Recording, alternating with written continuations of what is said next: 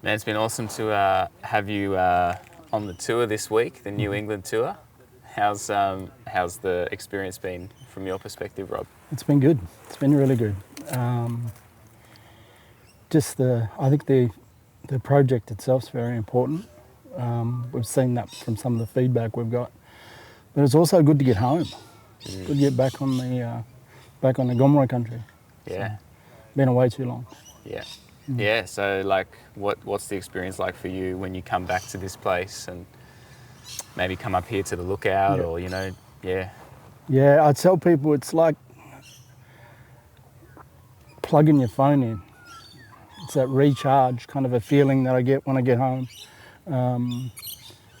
The other night when we came through on the way up to Barraba, went to my grandmother's house and my grandfather's place. They're both passed now, but first thing I do is take my shoes off and just walk around on the dirt, walk around on the grass out there, and it's like a recharge button,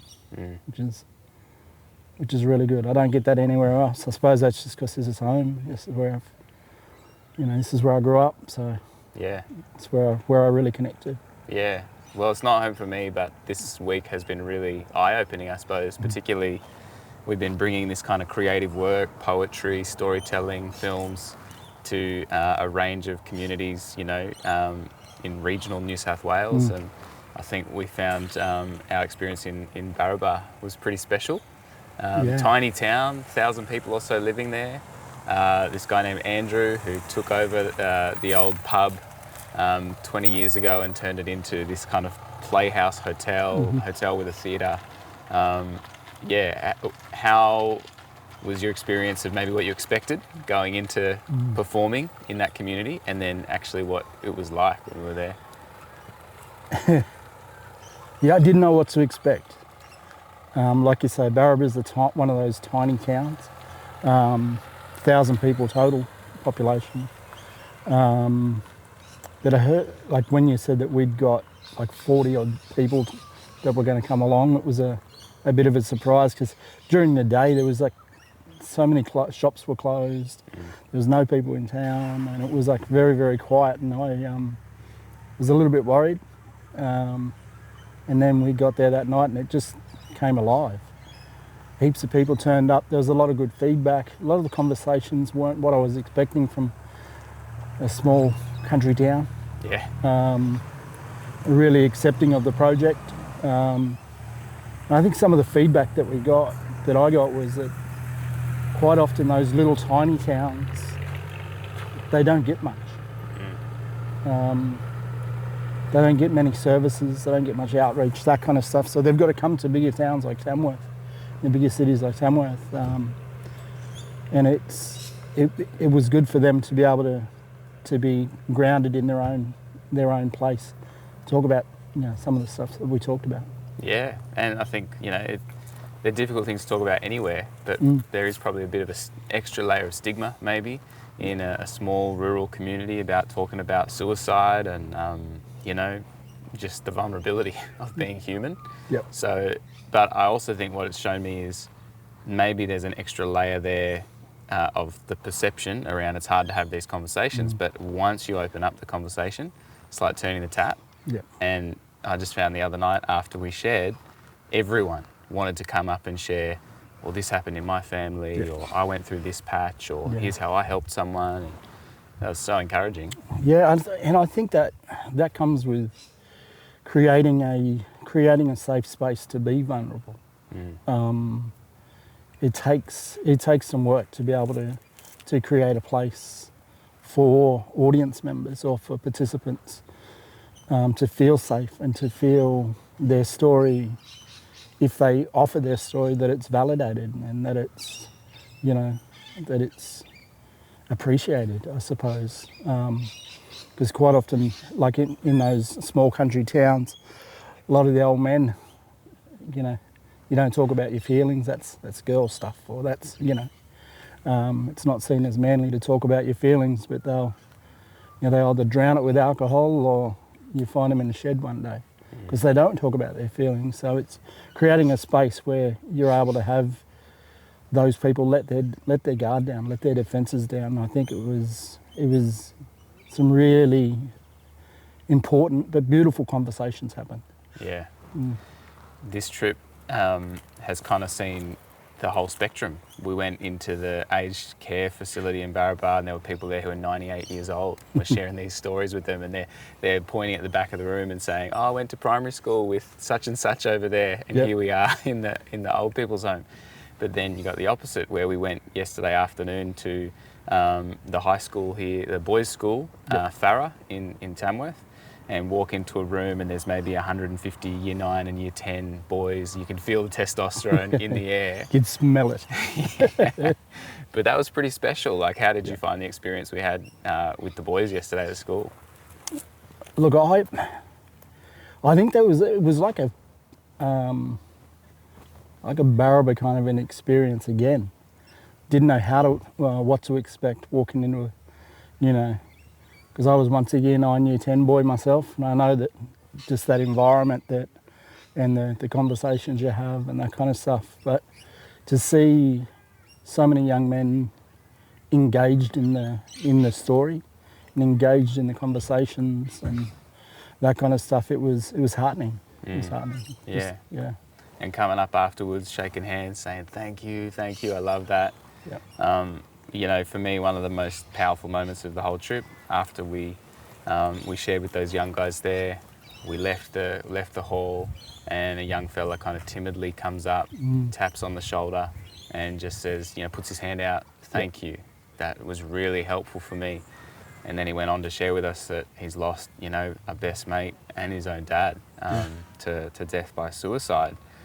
And this young guy's just telling us, really vulnerably about his experience, but also saying thank you for seeing me and for creating this space. And it was a powerful moment. Yeah. It was a very powerful moment. I think, for young men that age to be able to say, and he was brutally honest. Yeah. He said that he thought about joining his best mate and his father. But he's always got friends around him and people to reach out. And I think letting him express that in a way that was brutally honest and was, it took some courage. And Definitely. I think part of what this project does and what we do, I suppose, in the arts kind of space is to try to create space for courageous conversations, especially among people that don't usually talk about their feelings. Yeah.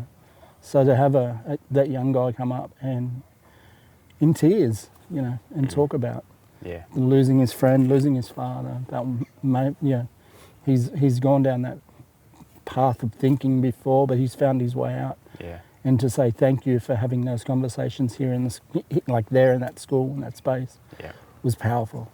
That was a huge moment for me, and it just made me feel like, I know that suicide prevention is incredibly complex. Like between 2,000 and 3,000 Australians every year die by suicide, and you're much more likely to die that way than in a car accident or almost anything else.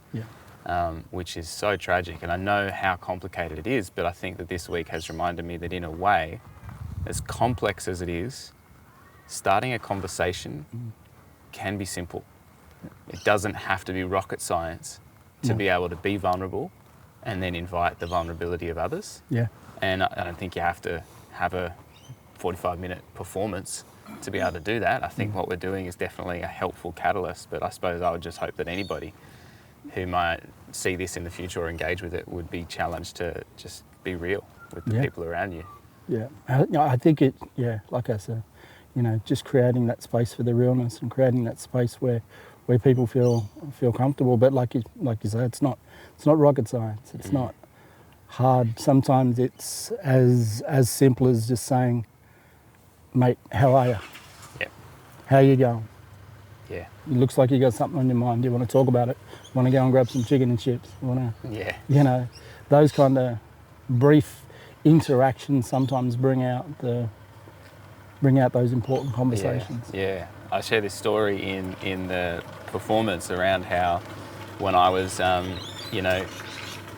in the newborn intensive care unit with my son, and we weren't sure if he was going to survive. And a good mate of mine called me up, checked in, and then just arrived with chicken and chips. And it's amazing how that story connects with people, because somebody came up to me after one of the performances and said, "Oh, I had a friend who was, you know, they were at the end of themselves. They were ready to say goodbye, and I went and got some Chinese food, and we just watched episodes together in a hotel room or something." Like, it was just such a simple moment, but she then said, "This person's still alive. They're still here." Yeah. And I love what you said yesterday around, you know, like, while we honour anyone who hasn't made it, and there's no judgment, you know, anyone who makes that decision, like, they're suffering so significantly. But I love what you said to that young guy as well. Like, your current survival rate of shitty days is 100%. It's 100%. You've survived every We all single need that shitty reminder day. sometimes, right? Yeah, I think it is. And one of my uncles said it to me. So I was in a really bad headspace, and yeah, to have an uncle sit down with me and just say that, it's like, yeah, you've gone through some shit, man, and you've had some pretty shitty days, but so far you've survived every single one of them, and you're still here. And I was like, shut up. That makes so much sense. Like, it kind of, you know, it's like that breathing exercise that you do, you know, just reminding ourselves that I have survived and I'll survive again. Yeah. You know, just that reset button. Sometimes it can be as simple as that. A lot of the times it's not. And we know that, you know, we've got to surround ourselves with people that do the clinical work and people that are in the field of, you know, 100%. suicide prevention and touching base with those services that are out there, because they are the experts. That, you know, that's what they do. But sometimes it's Chinese food, sometimes it's chicken and chips, and sometimes it's your uncle reminding you, you're still here, man. Yeah, and that's it. I think we need all of those things together. I think we need the spaces for the art and the storytelling. We need our psychologists and, you know, medical professionals in this space. And it's about bringing it all together and seeing that actually we all have a role to play in taking care of each other and taking care of ourselves. Yeah. So we've got one more show for this little tour tonight at Armidale. Which, yeah, I'm really excited for. What are your thoughts, feelings, kind of going into that one? What do you want to leave whoever comes into that space with? Look, Armidale, I lived in Armidale for a while, quite a while. Got a lot of friends, a lot of family that are still there, and a lot of those guys are going to be there tonight. I suppose they know, you know, how I am and how I talk and that kind of stuff, but they don't know all of my stories. Some of the stuff that I'll be sharing tonight, it's like new conversations, and hopefully they can take away from that is that, you know, we don't always have to just be the same person. You know, experiences and life experiences, I suppose, is about creating the new version of us. Yeah, we've always got that stuff that makes us who we are, but there's new experiences that come along, and sometimes they're good, sometimes they're bad. I had a conversation, it might have been with you, I think, back in the day when you asked, is there anything that in, like, going back in my past that I'd change?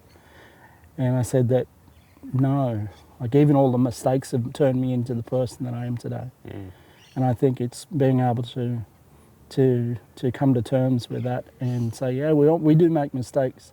It's either you can live with the regret or you can live with the lesson of it. Make sure you're not making those same mistakes, you know, putting into place some of the things that, you know, can safeguard us against that. And some of that is just making sure you got the right people around you. Yeah, 100%.